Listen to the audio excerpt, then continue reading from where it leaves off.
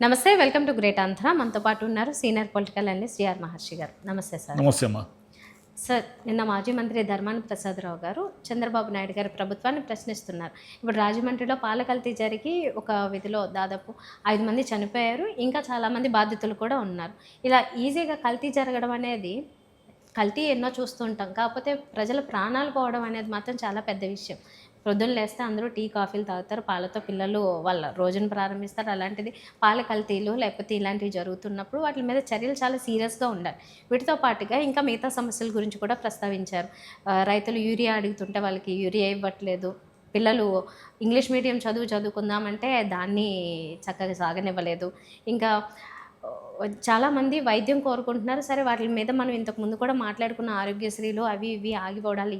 కొన్ని ప్రభుత్వ ఆసుపత్రులకు వెళ్ళినప్పుడు అక్కడ మందుల బిల్లలు కూడా ఇవ్వట్లేదు సరిగా అని చెప్పి, ఇలాంటి అనేక విషయాలు, అంటే ఎన్ని సమస్యలు ఉన్నాయో అన్నిటినీ ప్రస్తావిస్తూ అమరావతి తప్ప ఏమి పట్టట్లేదని చెప్పి ఆయన ప్రశ్నించారు. సో ఈ విషయాల గురించి ఏం మాట్లాడాలి మనం? కూటమి ప్రభుత్వం ఏం చేస్తూ ఉందంటే, జనాలకు సంబంధించిన సాధారణమైన సమస్యల పరిష్కారంలో పెద్దగా పట్టించుకోకుండా ఏదో ఇప్పుడు కల్తీపాలు అదేముందా కల్తీపాలు ఎక్కడ ఉండవు ఏం కదా అనేసి వాళ్ళకి ఎవరికి చనిపోయిన వాళ్ళకి నష్టపరిహారం ఇస్తారు. సరే, వాడిని తాత్కాలికంగా ఏదో అరెస్ట్ చేస్తారో ఏదో చర్యలు తీసుకుంటారు. కఠిన చర్యలు ఉండవు.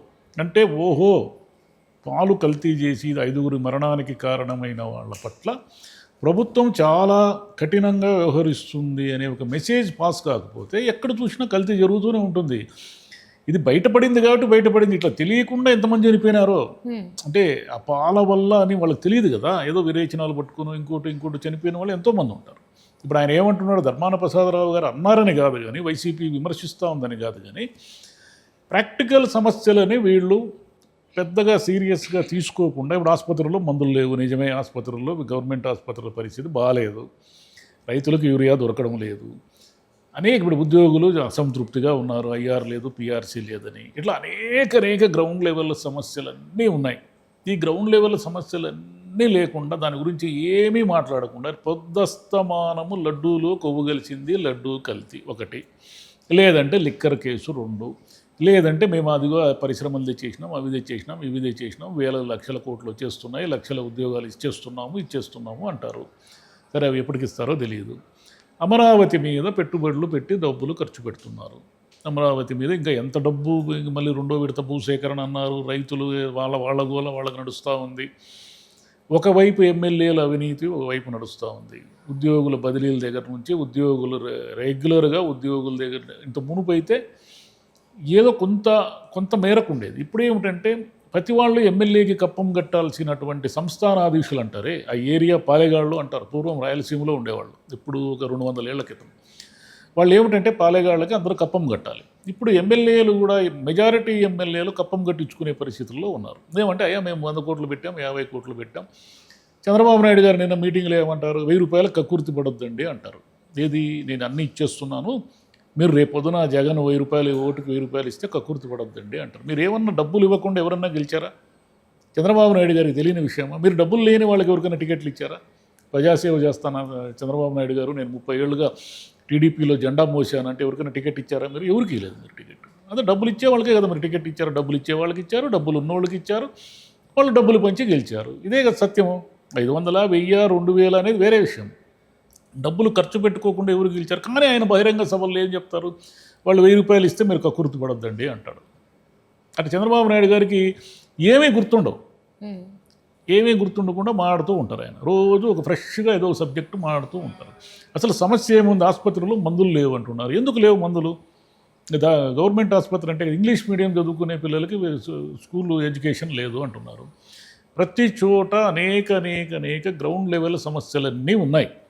ఇవన్నీ కలిసి 29 ఎన్నికల నాటికి కూటమి ప్రభుత్వం మెడకు చుట్టుకుంటాయనే భయం కూడా వాళ్ళకు ఉంది. ఆ భయం కూడా ఉంది. ఆ భయంతోనే వీళ్ళు ఏం చేస్తున్నారంటే, వైసీపీని సమూలంగా, అంటే వైసీపీ వాళ్ళని భ్రష్టు పట్టించేసి మనం ఈసారి ఎన్నికల్లో గెలవాలి అనుకుంటున్నారు తప్ప, మనం సమస్యలన్నీ పరిష్కరించి గెలుద్దామనే మూడ్లో లేరు. ప్రజల సమస్యలన్నీ పరిష్కరించి, ప్రజలే మనల్ని వైసీపీ వాళ్ళు వద్దు మనమే కావాలి అనుకునే విధంగా మనం గెలవాలి అనే ఉద్దేశంతో కాకుండా, వైసీపీని భ్రష్టు పట్టించేసి వైసీపీ అంటే దొంగలు, దుర్మార్గులు, దౌర్జన్యపరులు, కల్తీ వాళ్ళు వీళ్ళు అవినీతి పరులు ఇవన్నీ ముద్రలేసి వాళ్ళను ఓడించాలని అనుకుంటున్నారు తప్ప ప్రజల దగ్గరికి మేము ఇవన్నీ చేశాము అని చెప్పుకోవడానికి లేకుండా లేదు. ఇప్పుడు కూడా చంద్రబాబు నాయుడు గారు సూపర్ సక్సెస్ తమ్ముళ్ళు, సూపర్ 6 అంటాడు ఆయన. 2 పథకాలు లేనే లేవు దాంట్లో. సూపర్ 4 అనండి, ఇంకో 2 ఇవ్వాలి, నేను ఇస్తాను, ఇంకో 2-3 ఏళ్లలో సూపర్ 4 సూపర్ సక్సెస్ చేశాము అనండి. క్లియర్గా ఉంటుంది కదా. సూపర్ 6 సక్సెస్ అని ఎట్లా అంటారు మీరు? అంత క్లియర్గా ఉంటే మీరు 2 పథకాల గురించి మాట్లాడుకోకుండా ఇట్లా ఇంకేమనంటే అమరావతి రేపు విశ్వనగరంగా మారి అది మన రాష్ట్రంలో అద్భుతాలు చేస్తుంది అని అంటున్నారు. అద్భుతాలు ఎలా చేస్తుంది? మీకు నా బిల్డింగులు ఇన్ఫ్రాస్ట్రక్చర్ కడితే జనం రారు. జనంకు ఉపాధి దొరుకుతుంది, మనకు అన్నం దొరుకుతుందంటే, కూలీ దొరుకుతుందంటే వస్తారు, ఉద్యోగాలు దొరుకుతుందంటే వస్తారు. అన్ని ఉద్యోగాలు, అంత కూలీ, అంత ఉపాధి క్రియేట్ చేసి లక్షల మంది తరలి వచ్చే ఒక నగరంగా మారాలంటే ఎంత టైం పడుతుంది? మీరు ఎంత పెట్టుబడులు పెట్టాలి? మిగతా ప్రాంతాలన్నిటినీ విస్మరించి డబ్బంతా అమరావతికి తరలిస్తున్నారు అని అంటే మీకు కోపం వస్తుంది. కానీ వాస్తవం అదే కదా. మిగతా ప్రాంతాలకు ఎక్కడ డబ్బులు ఖర్చు అవుతున్నాయి? ఇన్ఫ్రాస్ట్రక్చర్ అంటే ప్రజల మౌలిక సదుపాయాలకు మీరు ఎక్కడ ఖర్చు పెడుతున్నారు? పాలు కల్తీ, అవి కల్తీ, ఇవి కల్తీ అంటే మళ్ళీ ఎక్కడ చూసినా కల్తీనే నడుస్తూ ఉంది. మీరు చర్యలు తీసుకోండి. ప్రతిరోజు ప్రతి ఊర్లోనూ కల్తీ జరుగుతూ ఉంది. గంజాయిని మీరు సమూలంగా నిర్మూలిస్తాం, 24 గంటలు టైం ఇవ్వండి అన్నారు. ఏడైనా నిర్మూలించారా? ఇప్పటికీ గంజాయి బ్యాచుల్ని మీరు వైసీపీ వాళ్ళని అంటున్నారు. వైసీపీ వాళ్ళు పెంచి పోషించిన గంజాయి బ్యాచులు అంటున్నారు. కానీ 2 సంవత్సరాల కాలంలో దాదాపు మీరు ఏం చేశారనే చెప్పరు. అంటే చంద్రబాబు నాయుడు గారు ఏమిటంటే బేసిక్ అన్నీ మర్చిపోయి ఏదో మనకు ఒక చంద్రజాలాన్ని చూపించేసి 29 ఎన్నికల్లో గెలవాలి అని అనుకుంటున్నారు. మరి జనం కూడా అంత అమాయకంగా ఏమీ లేరు. మన జనం అప్పటికి 2-3 ఏళ్లలో వీళ్ళు ఏం చేస్తారు, జనం ఏమి డిసైడ్ అవుతారనేది తెలియదు. అయితే ఒక్క విషయం మాత్రం నిజం, గెలుపు ఓటములు అవన్నీ నేను చెప్పను, కానీ జగన్ గారి బలము విపరీతంగా పెరుగుతుంది ఈసారి. వీళ్ళు ఏమి చేసినా, మీరు ఆయన మీద ఏం చేసినా కూడా బలం అయితే పెరుగుతుంది. దాన్ని వీళ్ళు అనేక నియోజకవర్గాల్లో వీళ్ళు సిట్టింగ్ ఎమ్మెల్యేలు ఓడిపోతారు. అది వాళ్ళకు కూడా తెలుసు. కానీ ఎంతమందిని మారుస్తారు? 2 సంవత్సరాలకే మీరు అంత నెగిటివిటీ ఎందుకు తెచ్చుకున్నారు? మీరు ఎన్ని సీట్లు వచ్చాయి? మీకు 164 సీట్లు వచ్చాయి. వాళ్ళు అసలు అసెంబ్లీకే రారు, కౌన్సిల్లో వాళ్ళని మాట్లాడినవారు. ఇంకా మీకు ఏం ఎదురుంది? ఏడ చూసినా మీకు అప్పులు ఇచ్చేవాళ్ళు ఉన్నారు. మోదీ గారు, అమిత్ షా గారు మీరు చెప్పినట్టు వింటారు. ఇంకేం ప్రాబ్లం ఏముంది? మీకు అన్ని వైపుల నుంచి మీకు అనుకూలతలు ఉన్నప్పుడు తెల్లారు లేస్తే ప్రజల సమస్యల గురించి మాడకుండా అదిగో లడ్డు, ఇదిగో లడ్డు, అదిగో కొవ్వు, ఇదిగో లడ్డు అనుకుంటూ ఎన్నాళ్ళు అయింది? కొన్ని నెలలుగా అదే టాపిక్ మాడుతున్నారు. మీరు ఏమన్నా వేరే టాపిక్ ఎప్పుడన్నా మాట్లాడారా?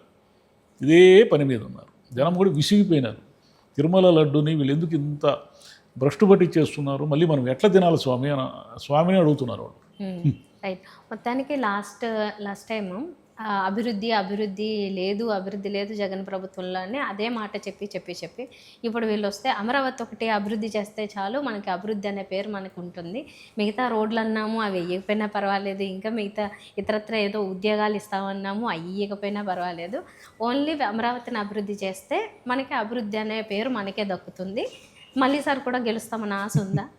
ఎవరికి ఎట్లా? అభివృద్ధి ఎప్పుడు ఒక ప్రాంతానికి పరిమితం అయితే దాన్ని అభివృద్ధి అని అనరు. అది అనారోగ్యం. అది ఇప్పుడు మన శరీరం అంతా కూడా ఆరోగ్యంగా ఉంటే దాన్ని ఆరోగ్యం అంటారు. కానీ మన శరీరంలో కేవలం కొన్ని భాగాలు మాత్రం ఆరోగ్యంగా ఉండి మిగతా అనారోగ్యంగా ఉంటే పోషకాహారం సమంగా అందితేనే కదా శరీరమైనా రాష్ట్రమైనా అభివృద్ధి అంటారు. ఇక్కడ సమంగా అందడం లేదు. ఆ విషయం ఎవరు మాట్లాడినా వాళ్ళు అభివృద్ధి నిరోధకులుగా ముద్రేస్తున్నారు. అమరావతి వ్యతిరేకులు అంటారు. అమరావతిని ఇప్పుడు ఎవ్వరూ కాదని లేరు. అమరావతిని వ్యతిరేకించడం అనేది మూర్ఖత్వం, ఎవరైనా వైసీపీ వాళ్ళైనా సరే. ఎందుకంటే చాలా దూరం వచ్చేసినాం మనం. కానీ ఇంకా మీరు చెప్పింది 14-19లో చెప్పిన దానికే కట్టుబడి అదే బడ్జెట్లోనే అమరావతి పూర్తి చేసి మీరు చేసేసి ఉంటే ఇంకే సమస్య లేదు. ఇప్పుడు ఏం చేస్తున్నారు? దానికి మల్టిప్లై చేస్తున్నారు, 2 3 ఇంకా మాకు 10,000 ఎకరాలు కావాలి, ఇంకా 30,000 ఎకరాలు కావాలి, మేము ఇంకా ఇది కడతాం అంటున్నారు. మొబిలిటీ లేకుండా మీరు అంతర్జాతీయ ఎయిర్పోర్ట్లు కడితే ఏం ప్రయోజనం? ఇక్కడ కూడా మెట్రో కడతామంటారు. హైదరాబాద్ లాంటి ఇంత పెద్ద నగరంలోనే మెట్రో ఒడిదుడుకుల మధ్య నడుస్తూ ఉందని అంటున్నారు. మరి ఇంకా మీకు ఏమీ లేకనే మీకు మెట్రో కట్టేస్తాం మేము. అది అంటే భవిష్యత్ అవసరాల కోసం కట్టొద్దని ఎవరు అనరు. కానీ దాంట్లో ఉన్న లాభ నష్టాలు కూడా ఆలోచించాలి కదా. మనం ఎంతమంది తిరుగుతారు, ఎక్కడ చూసినా ఎయిర్పోర్ట్లు కడతామంటారు. ఎందుకు ఎయిర్పోర్ట్లు? బెంగళూరు పక్కన ఎయిర్పోర్ట్లు కడితే ఎందుకు వస్తారు? బెంగళూరు పోతారు, అంతే కదా. మీకు విజయవాడ పక్కన గన్నవరం ఉంది, అటువైపు రాజమండ్రి ఉంది, కాకినాడ ఉంది, వైజాగ్ ఉంది. ఇన్ని ఉండగా మళ్ళీ ఇంకోటి అంతర్జాతీయ ఎయిర్పోర్ట్ కడతామంటున్నారు. అంటే ఇవన్నీ కూడా ఏమిటంటే మీరు అభివృద్ధి పేరుతో నిర్మాణాలు చేపట్టి ప్రజల ధనాన్ని వృధా చేస్తున్నారు అనే భావన కలిగిస్తున్నారు. అభివృద్ధిని ఎవరు కాదన్నారు, కానీ మీరు ఎంత పెడుతున్నారు అనేది. మీరు ఇల్లు కట్టుకోవడానికి ఎవరు అభ్యంతరం పెట్టరు, కానీ మీ స్తోమతకు మించి 10 అప్పులు చేసి ఇల్లు కడితే మళ్ళీ ఈఎంఐలు కట్టలేక దాన్ని అమ్మేసుకుంటారు. మనం ఇల్లు కట్టుకుంటే. కానీ ఇది ఇల్లు డబ్బు కాదు కదా, ప్రభుత్వ డబ్బు కాబట్టి ప్రభుత్వం అప్పుల పాలైపోతుంది. ఇప్పుడు 3 లక్షల కోట్లు అప్పులు చేశారు, ఇంకెన్ని లక్షల కోట్లు చేస్తారో 29 నాటికి తెలియదు. మరి ఆయన చేస్తే విధ్వంసం వెనిజులా, శ్రీలంక అని అరిచారు కదా. ఇప్పుడేం చేస్తున్నారు మీరు? ఇంకేమనంటే అప్పులు మేము వడ్డీలు కడుతున్నాము అంటారు. మీరు చెప్పింది 14 లక్షల కోట్లు జగన్ అప్పులు చేశాడు అన్నారు, అంత లేదని మీరే చెప్పారు. మళ్ళీ ఆ 14 లక్షల కోట్ల అప్పులు ఉన్నా సూపర్ 6 ప్రకటించారు. ఇప్పుడేమో సూపర్ 4 అంటున్నారు. ఎట్లా అది? మీరేం చెప్తున్నారు మీకే తెలియడం లేదు. ఏమనంటే వైసీపీ విధ్వంసము, వైసీపీ దౌర్జన్యము, వైసీపీ వాళ్ళ రౌడీలు, వైసీపీ వాళ్ళు హిందూ మత వ్యతిరేకులు. ఇప్పుడు కొత్తది ఇదే, హిందూ మత వ్యతిరేకులు అనేది ఒకటి తీసుకొచ్చారు. అంటే ఎవరు? జగన్ గారు. ఇది మతం పేరుతో ఎట్ట రాజకీయం చేస్తారు మీరు? మీరు జగన్ ఎదుర్కోవాలంటే మతం పేరుతో ఎదుర్కోలేరు. జగన్ ఎదుర్కోవాలంటే మీరు అభివృద్ధి చేసి జగన్ వస్తే వద్దు మాకు, మేము వీళ్ళు వస్తేనే మేలు అనుకునే విధంగా మీరు అభివృద్ధి చేస్తే అప్పుడు మీకు ఓటేస్తారు. బురద జల్లడం వల్ల ఓటేయరు. కనుక్కుంటారు జనం, ఏది బురదో ఏది నిజమో కనుక్కోలేనంత అమాయకులు ఎవరు లేరు ఇప్పుడు. Right, thank you.